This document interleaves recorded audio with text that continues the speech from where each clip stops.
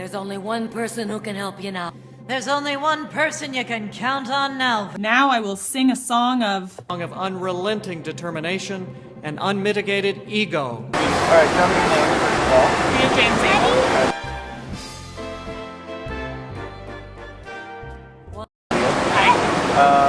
So tell me, what do you think of the politics going on right now in the state of the country? Oh, so exciting. It's exciting because anything is possible at this point, I think, and all the tension. It's like watching a good basketball game at the end in overtime. We don't really know what's going to happen, and then there's all these possibilities for fouls and for people to lie and cheat like they did last time, which I don't really put past almost anybody. So I think the best word would be it's exciting and exhilarating. And important. I went to go see Barack Obama speak when he was here, and he winked at me, so I like him. And I guess I could say this about him. I get the feeling that he's extremely honest, and that may not be true, but he's done a very good job of convincing me. And so if it is true, that would be just great and amazing. And I think it's a gamble if he were to make it into office, but he's got my vote. And it's a gamble because it's something like that we've never experienced before. This country has not really experienced before, but that it would be worth it considering the state of affairs that we are in. And I like to kiss girls, but I'm kissing. What does change mean to you? What does change mean to me? It's when something... Change means to me when something goes a different way. That's a literal definition, but you mean, what would it mean for this country? Yeah, like, his whole platform is about change and inspiring change. Do you think that's right? Yes. I think that Barack Obama, that his charisma and his honesty has a way of uplifting people, and although sometimes I feel that he's a bit preachy, I don't feel that he's preaching at people necessarily, and so that makes it inspiring. Change to me would most mean feeling secure in my country, secure that I would be able to get the things that I pay for, that they would be given back to me and given to people who actually need them. So not necessarily security in terms of a homeland security kind of feeling, but secure in terms of the hot topics that we talk about, like the environment and healthcare, and people who can't work their way into a stable place, that there would be some form of homeostasis, and that it would also be that the change would come internally from people so that they would be inspired to help themselves.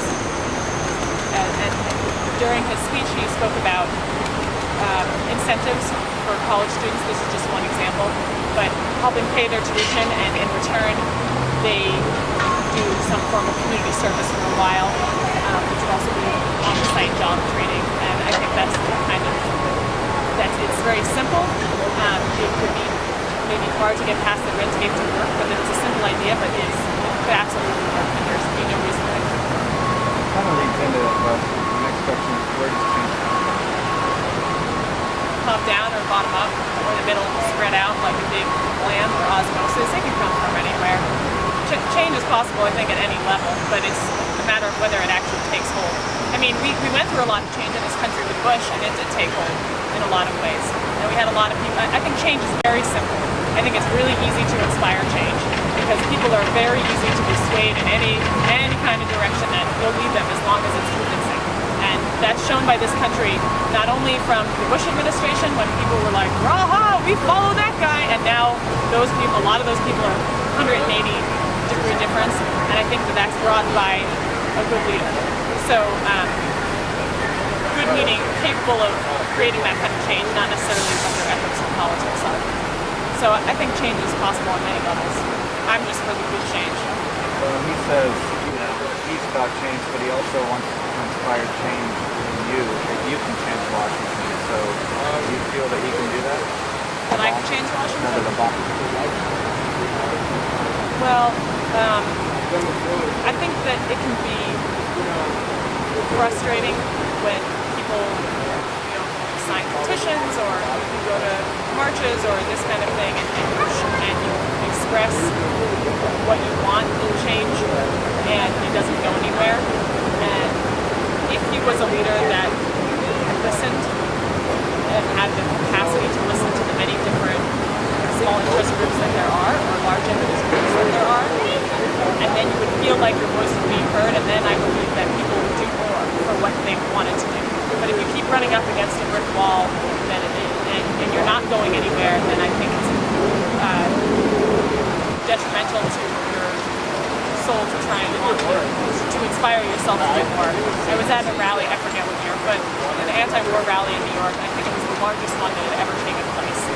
And there were more people than I've ever seen in my life.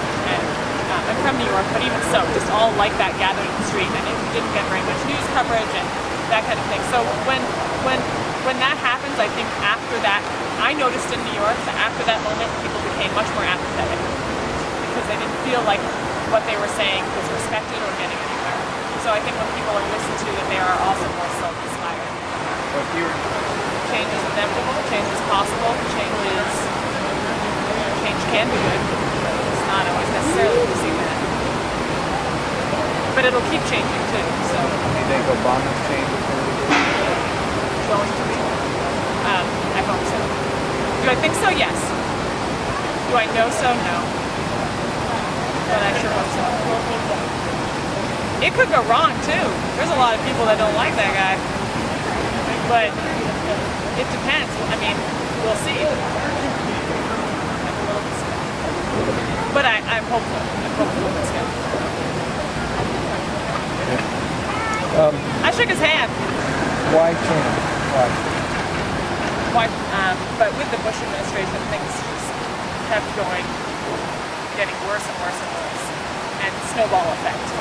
And I think it's reached a critical mass point where either we've overstayed our welcome, and we're going to pay for it, all of us, and that'll just be that. But it's our responsibility as well.